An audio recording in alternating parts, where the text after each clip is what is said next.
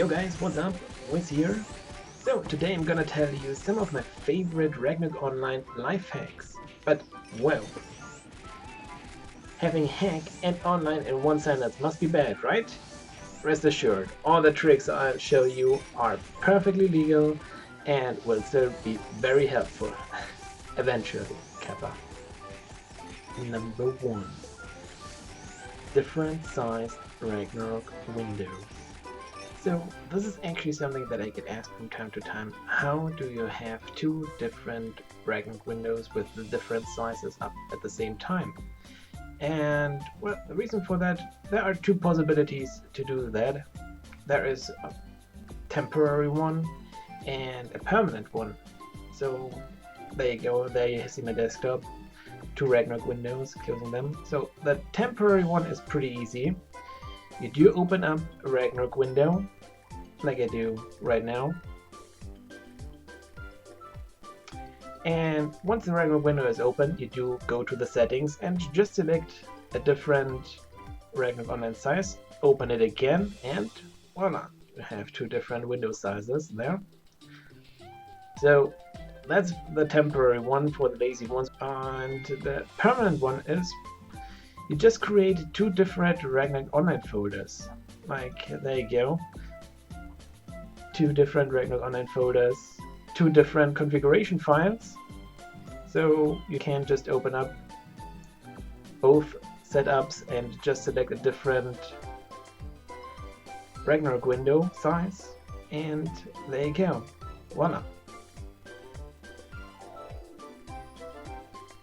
You do need to note one thing though, and that is if you do close the Ragnarok Online windows in the wrong order, then you have the problem. The Ragnarok Online client is kind of saving the position of the Ragnarok windows, not in a configuration file, but probably in the registry.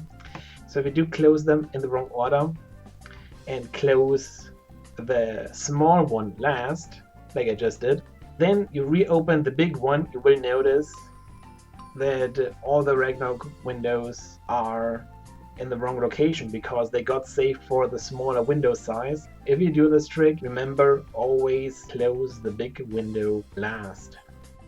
Number 2. Locked battle mode. The battle mode. One of the most important features in the game. Lets you use all your spells like really quick, and you can still really easy turn it off and write stuff. One of the main problems, it gets deactivated way too quick. Like just while teleporting around and you press enter once too much, it turns on, and on the next screen you can't do anything anymore and you just start writing strange stuff because you want to continue teleporting and you can't, because you first have to activate the battle mode again. And yeah, same if you talk to NPCs, Caphras, just quickly going to the storage during War of Imperium, bam, accidentally turned on the battle mode, did not notice in the castle, and that's a free return to the save point, right? Ever since renewal, we do have now access to the shortcut configuration where we can set up like all kinds of stuff, like personalized battle mode, the emotes, so if you don't want to have them on alt, you can just do a different quick slot. The interface, you can all customize it, and there we go. Chatting on off, which is basically turning off and on the battle mode again. But this here is locked. That key can't be designated. That's bad, because that's exactly what I want to change. There is a way to do that, and it's pretty easy, and I will show you how to do it so that you can't accidentally turn off the battle mode. So in order to apply this trick, first navigate to your Ragnarok Online folder. There you will find a subfolder called Save Data. In it you should find a UserKey.lua file. If you do not see this file, then go back into your Ragnarok Online window, go to the shortcut configurations, modify any, and press OK. That should generate this file. Then open it with Notepad or whatever text editor you have at hand. They will find, depending on how much you modified, more stuff or less stuff. This file is divided into 3 parts: user key 1, user key 2, and user key 3. For us important is only user key 2. There, add a new line and paste in brackets 31 equals blah blah blah blah blah blah blah blah. I will post it in the description so that you can just copy paste it too. Basically, what does this do? It modifies the 30-second option, which is the enable chat. It sets it so that you need to press Control and Enter at the same time to activate or deactivate the chat. That's already all you have to do. Now save the file and you're done. By the way, close your Ragnarok Online window before you save it. Otherwise, the Ragnarok Online window would just overwrite the file again. Now that you've applied this, like I just showed you, if you now go back to the shortcut configuration, you will see that Enable Chat has now Control and Return. Just by pressing Return, nothing happens anymore. But if you press Control and Return, bam! Battle mode disabled and you can write as much as you want again. In order to send, you need to press the same thing again. So Control and Return in order to deactivate it or to send messages. Now, one problem is though, Control and Return is another shortcut for writing towards the party. So if you press Control and Return to send stuff, bam, it gets sent to the party. You need to turn it to party if you want to write to everyone again, and if you want to write it to guildmates, you need to manually change it to guild. So this is one of the inconveniences that comes with it, but in my opinion, the advantage of the battle mode not deactivating far outweighs that you have to manually switch between which way you want to write to. Number 3, window placement.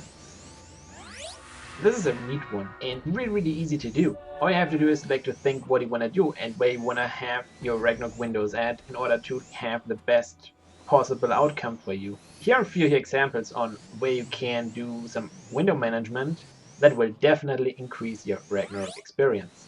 Ever since the implementation of the Hall of Abyss, you can exchange invest tickets in Malengdo in order to get various items that you can sell for zennies. It is quite tedious to click through the menu without using a macro. However, if you just place the windows in the correct location, you can just easily click through the menu and watch a movie while you're doing so. Another one would be feeding your homunculus. You can either alternate between clicking on the feed button and the OK button, or you can just move the feed button directly above the OK button, and therefore you can just click spam till he is full. I believe you get the idea behind these. So here's just a quick one. If you want to identify items quickly, just move the skill window directly where the item appraisal window will open. And again, you can just click spam through. Number 4, replay emblems. Replay files are awesome. Not only are they really small, usually less than 50 megabytes, but they also allow players that do not have a computer that is good enough to record their gameplay to share it with their friends. However, they do have one flaw, especially if you do record War of Imperium videos. You will notice that all guild emblems are missing. The reason for that is Ragnarok Online is saving the emblem files together with the server that you played on. However, in the replay client, you're not selecting a server. So instead of looking for chaos underscore whatever, whatever, whatever, it is just looking for underscore whatever, whatever, whatever. And of course, it won't find that file, so it can't display it. One possible solution to fix that would be to rename all files by just removing the chaos in front of it. But, oh, wait, 5,000 files? Not gonna happen. So I wrote a little program that will do the work for you.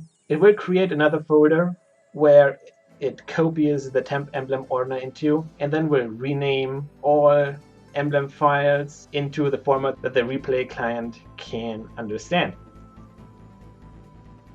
Easy peasy. And then there you go. Now if you play the same replay file again, you will see the emblems are here and everything is all fine.